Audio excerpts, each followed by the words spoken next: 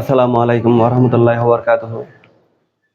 সুপ্রিয় শিক্ষার্থী এবং যারা আমাকে দেখছেন ও শুনছেন সবাইকে জানাই ড্রিম প্যারাডাইস টিচিং হোমের পক্ষ থেকে আন্তরিক অভিনন্দন ও শুভেচ্ছা। আশা করি সবাই ভালো আছেন। আমি আজকে গণিতের নবম দশম শ্রেণীর গণিতের পরিমিতি, বিশেষ করে অনুশীলনী 16 এর 16.1 ও 16.2 এর প্রয়োজনীয় সূত্রগুলো নিয়ে আলোচনা করব। অর্থাৎ পরিমিতি অধ্যায়ের অঙ্কগুলো করতে এই সূত্রগুলো লাগবেই। তো ক্লাস আপলোড করার আগে, অন্যান্য সমস্যাগুলো আপলোড করার আগে আমি এই সূত্রগুলো নিয়ে আলোচনা করছি। সূত্রগুলো নিয়ে আলোচনা করার কারণ হলো একটাই, সূত্রগুলো সম্পর্কে থেকে আগে থেকে যদি একটা সম্যক ধারণা থাকে আপনাদের, তাইলে এই অধ্যায়ের অঙ্কগুলা বুঝতে এবং সমস্যা সমাধান করতে আপনাদের কষ্ট হবে না। তো প্রয়োজনীয় নোট আপনারাও করে ফেলবেন, যাতে অঙ্কগুলা করানোর সময় আপনারা নিজেরাও সমস্যা সমাধান করতে পারেন। 16.1 এটা হলো ত্রিভুজ সম্পর্কিত। এখানে যা দেওয়া আছে এগুলো হলো সব 16.1। এরপরে এটা মুছে আমি 16.2 এর গুলো নিয়ে আলোচনা করব। 16.1 এ দেওয়া আছে সমকোণী ত্রিভুজের ক্ষেত্রফল হাফ এবি। এই যে এটা সমকোণী ত্রিভুজ, সমকোণী ত্রিভুজে এটা হলো উচ্চতা আর এটা হলো ভূমি, তাহলে সমকোণী ত্রিভুজের ক্ষেত্রফল হলো হাফ এবি। এক কথায় আমরা ক্লাস 4, 5, 6 এ যে সমস্যাগুলো সমাধান করি ত্রিভুজ সংক্রান্ত, এটা হলো হাফ ইন্টু ভূমি ইন্টু উচ্চতা, এটার সমাধান করি আমরা।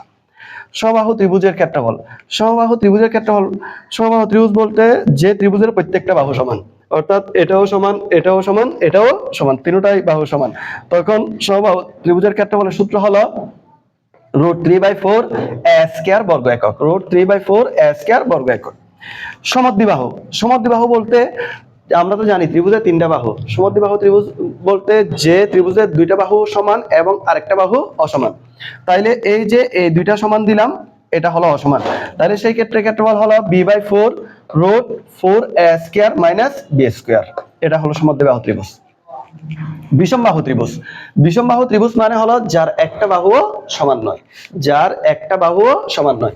এটার পরিমাপ একরকম, এটার পরিমাপ একরকম, এটার পরিমাপ একরকম, যার কারণে তিনটা নাম দিলাম এ বি সি। বিষমবাহু ত্রিভুজের ক্ষেত্রফল নির্ণয় করার জন্য আমাকে আগে অর্ধ পরিসীমা বের করতে হবে। অর্ধ পরিসীমা মানে হলো ত্রিভুজের পরিসীমা মানে হলো ত্রিভুজের তিনটা বাহুর যোগফল, আর অর্ধ পরিসীমা মানে হলো তিনটা বাহুর যোগফলকে দুই দ্বারা কি করতে হবে, ভাগ করতে হবে।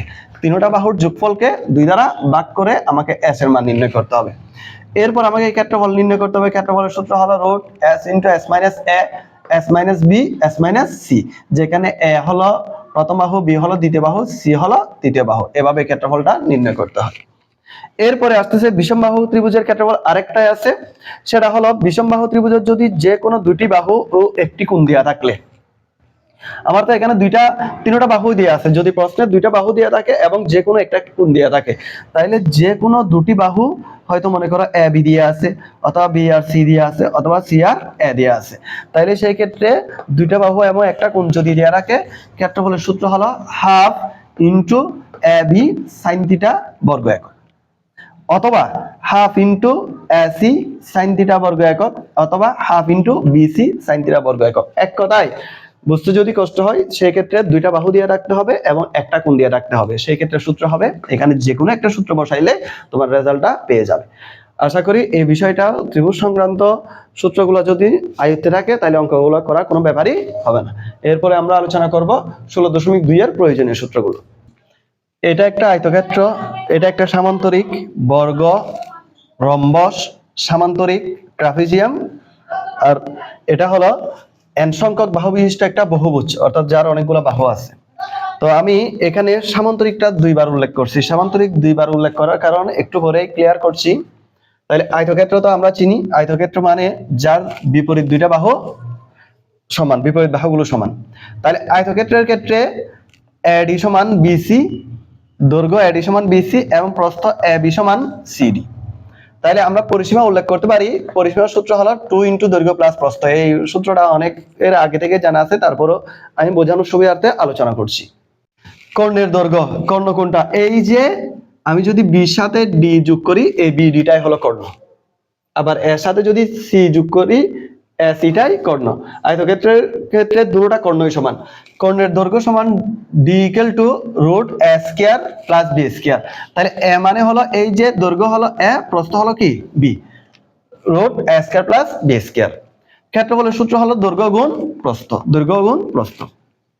সামান্তরিক, সামান্তরিকের ক্ষেত্রে একটু পার্থক্য আছে। সামান্তরিকের দুইটা সূত্র আছে। একটা হলো সামান্তরিকের ক্ষেত্রে যদি বিপরীত কর্ণ দিয়ে থাকে, এভাবে এভাবে বিপরীত কর্ণ দিয়ে থাকে এবং বিপরীত কর্ণ কৌণিক বিন্দু হতে শীর্ষবিন্দু হতে যদি ওই কর্ণের উপর কোনো লম্ব অঙ্কিত থাকে, তাইলে সূত্রটা হলো, মনে করো এখানে এটা ই লিখলাম, তাইলে এটা হলো এইচ অর্থাৎ দূরত্ব, উচ্চতা। তাইলে সেই ক্ষেত্রে সূত্রটা হলো বিসি ইন্টু এইচ। এই ক্ষেত্রফলটা হলো কি বিসি, বিসি মানে কর্ণ, আর এইচ মানে হলো উচ্চতা অর্থাৎ কৌণিক বিন্দু হতে কর্ণের দূরত্ব, কৌণিক বিন্দু হতে কর্ণের দূরত্ব। এই সূত্রটা অনেক সময় এই যে সামান্তরিকের এই কর্ণ দ্বারা এটা দুইটা সমান ত্রিভুজে বিভক্ত হলো, তাইলে ত্রিভুজের ক্ষেত্রফল বের করার সময় ব্যবহার হয়। ত্রিভুজের ক্ষেত্রফল সমান হাফ ইন্টু, এটাকে ভূমি ধরা হয়, ভূমি ইন্টু উচ্চতা। আর যদি এইভাবে তাকে ক্ষেত্রফল বের করতে হলে ক্ষেত্রফল সমান বিসি অর্থাৎ একটি কর্ণ গুণ এইচ, এইচ মানে হলো কৌণিক বিন্দু হতে ভূমির দূরত্ব। আশা করি বিষয়টা ক্লিয়ার হয়েছে। তাহলে আমি এদিকে আরেকটা সামান্তরিকের ক্ষেত্রফল লিখছি, সামান্তরিকের ক্ষেত্রফল সমান হাফ ইন্টু ভূমি ইন্টু উচ্চতা, সরি ভূমি ইন্টু উচ্চতা। তাহলে ভূমি ইন্টু যদি উচ্চতা হয়, এই উচ্চতা হলো এটা, মনে করো এটার নাম ই, তাহলে উচ্চতা হলো এইচ। তার মানে ভূমি, ভূমি মানে বিসি আর উচ্চতা মানে হলো এইচ।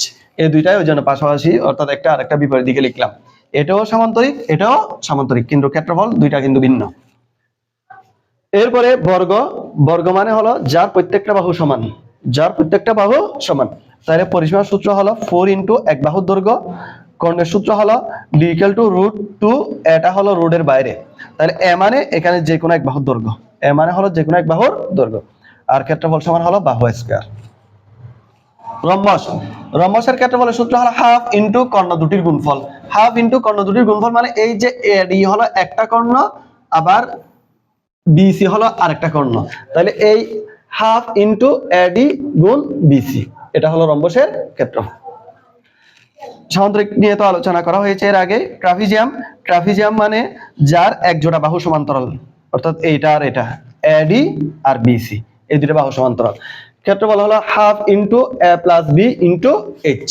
হাফ মানে হাফ তো বুঝছি, এ মানে হলো এডি ধরা যায় আর বিসি মানে হলো বি ধরা যায়, তাইলে এ প্লাস বি অর্থাৎ সমান্তরাল দুইটা বাহুর যোগফল, এই দুটো বাহুর যোগফল ইন্টু এইচ, এইচ মানে হলো এই জিনিসটা এইচ, অর্থাৎ সমান্তরাল বাহুদ্বয়ের মধ্যবর্তী দূরত্ব, সমান্তরাল বাহুদ্বয়ের মধ্যবর্তী দূরত্ব।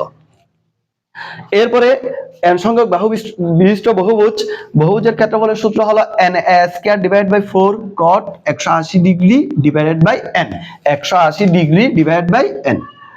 এখন n মানে কি? n মানে হলো এখানে যতগুলা বাহু আছে পদ সংখ্যা, অর্থাৎ এখানে 1 2 3 4 5 6, তার মানে n এর মান হলো 6। এ মানে হলো বাহুর দৈর্ঘ্য অর্থাৎ সিডি দৈর্ঘ্য কত। তবে একটা বিষয় মনে রাখতে হবে, আমার চিত্রে যদি ছোট বড় দেখায় বাহু, কিন্তু কথা হলো এখানে প্রত্যেকটা বাহু সমান হতে হয়, প্রত্যেকটা বাহু সমান। এটার দূরত্ব যতটুকু, ডি দূরত্ব ততটুকু, ইএফ এর দূরত্ব ততটুকু। তখন সূত্রটা হবে n a square divide by 4, n মানে হলো বাহু সংখ্যা, এ মানে হলো বাহুর পরিমাপ, cot 180 degree divided by n। ঠিক আছে, এটা হলো n সংখ্যক বাহু বিশিষ্ট বহুভুজের ক্ষেত্রফলের সূত্র। আশা করি আজকে যে সূত্রগুলো আলোচনা করা হয়েছে সেই সূত্রগুলো 16.1 এবং 16.2 এর সমস্যা সমাধানের জন্য আপনাদের সহায়ক হবে। এগুলো যদি আয়ত্ত করতে পারেন তাইলে আপনাদের অঙ্ক করতে তেমন কোনো সমস্যায় পড়তে হবে না, সেটা আমি আশা রাখি। তো আজকের ক্লাসটাই এখানেই শেষ করলাম।